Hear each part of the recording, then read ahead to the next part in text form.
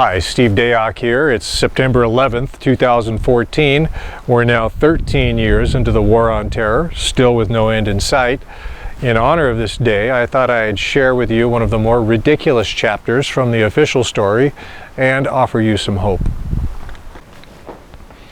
St. Nicholas Greek Orthodox Church was the only non-World Trade Center building to be destroyed in the 9/11 attacks and sat about 700 feet away from the North Tower.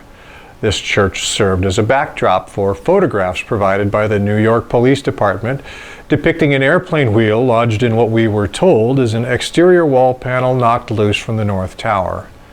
The problem with that tale is that this wall panel neither flew from the North Tower nor indeed was ever part of its construction. Therefore, this photograph is evidence that at least at some level, and it appears to be a very high level, the New York Police Department is involved in 9/11. The construction of the panel is one clue that it's faked, but the most obvious reason is that the spandrels are bent in the wrong direction.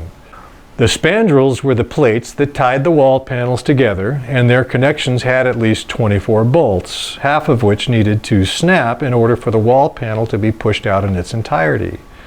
But that's not even considering the 24 bolts connecting the top and bottom connections. The plane debris allegedly struck from the inside so hard that it snapped all the connections simultaneously, yet still contained enough energy to push this 6-ton wall panel almost 700 horizontal feet while falling 1,000 vertical feet. It then settled to the ground without shattering the concrete it landed on, but they messed up with the spandrels, for you see they're bent exactly opposite from how they should have been bent had that panel actually been pushed out from the inside.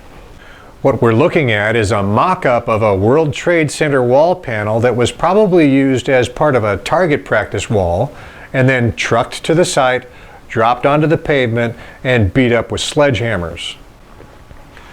St. Nicholas Church provided a heart-wrenching backdrop for these propaganda photos. Also notable are the fire and the American flag.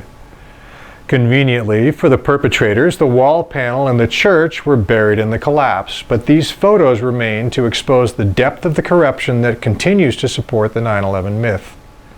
For the New York Police Department to be right about that wall panel, Flight 11 had to cut through a whole steel building and still have enough force to snap dozens of bolts and shoot 6 tons of steel 700 feet.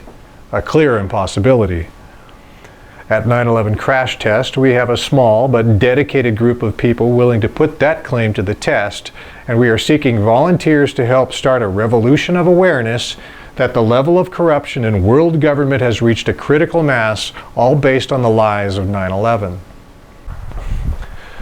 It's been 13 years since that day. Isn't it time we started facing the truth?